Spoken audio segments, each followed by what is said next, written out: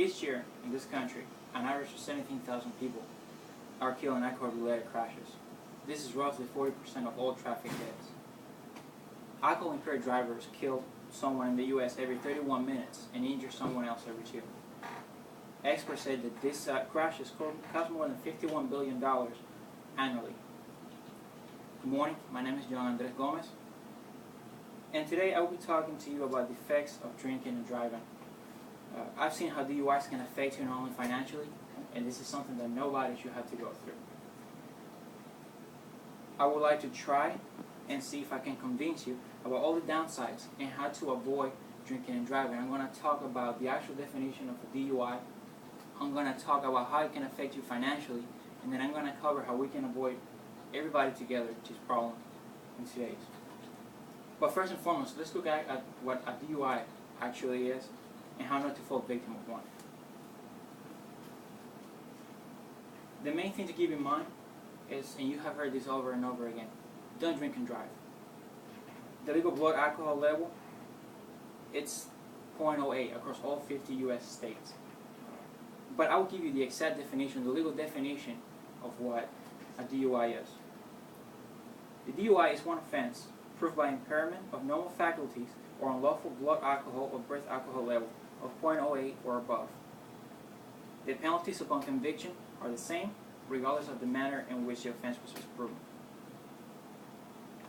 Now, this 0.08 is really not that much. 0.08 is roughly the equivalent to 4 12-ounces beers. Or if you drink wine, you take 4 or 5 ounces shot glasses, you fill with wine, you drink that, you're already impaired. You're legally drunk and you can get charged with a DUI for this. Don't think that just having one drink and driving, you're not at risk. In average, there are 800 deaths related to drinking and driving, and that's just in the state of Florida. If you get caught, you lose precious time, because in average, a DUI conviction results in at least 50 hours of community service.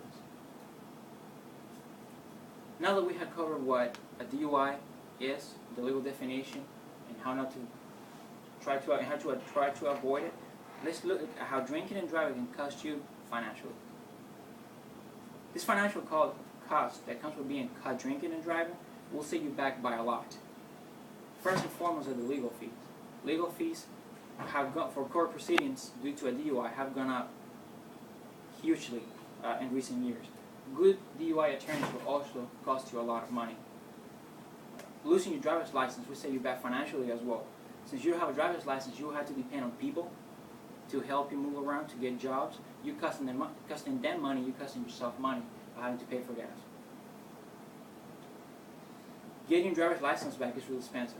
The average cost for reinstating this driver's license is $220, and that's just fees. It does not take into consideration the increase in your insurance premiums.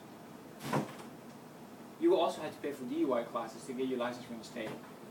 The average cost for a DUI course is $800. My uncle was charged with a DUI, and due to all the payments that he had to do for court proceedings, he almost lost his house because all money that he had saved up for emergency mortgage payment was gone. Now that we have looked at the financial hardships, let's look at how we can avoid this as a whole, this whole problem as a whole. As we all know, like any other problem in life, there's always a solution.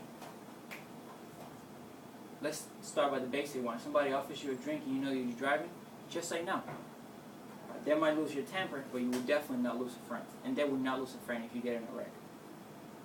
Choose to have a non-alcoholic drink instead. No one will think less of you. If you get into temptations and do drink anyways, always have a backup plan. A good one would be to call in a cab. And if you ask for it, the bar itself will call a cab for you. Also, you can call another friend who has not drunk and just ask them to be your designated driver. But if you don't have a backup plan, and even if you do drink, a good rule of thumb is always to stick to either no drinking and driving. If you're going to drink, just have 1 drink per hour, and if you're going to drink more than that, try to avoid and not have more than 3 drinks per night. Now, mine. We already covered what amount actually entitles the actual drinks, so just keep that in mind when you are drinking. I have talked about what the DUI was. I covered how much it can cost you financially, and how to avoid it, how to avoid this problem as a whole. My goal was to persuade you to act against drinking and driving, and to convince you that if you ever confronted with this dilemma, that you don't fall a victim of it. There is always more to lose than there is to win. Remember, drinking and driving is never a good choice. Are there any questions? Before I go, I want to leave you with this statement of thought. Every person is accountable for his or her own action or her own right to drink. Failure to treat this or any right responsibly has consequences. The person's right can and will be taken away when the failure to act responsibly endangers others. I want to thank you for your time, for being here today.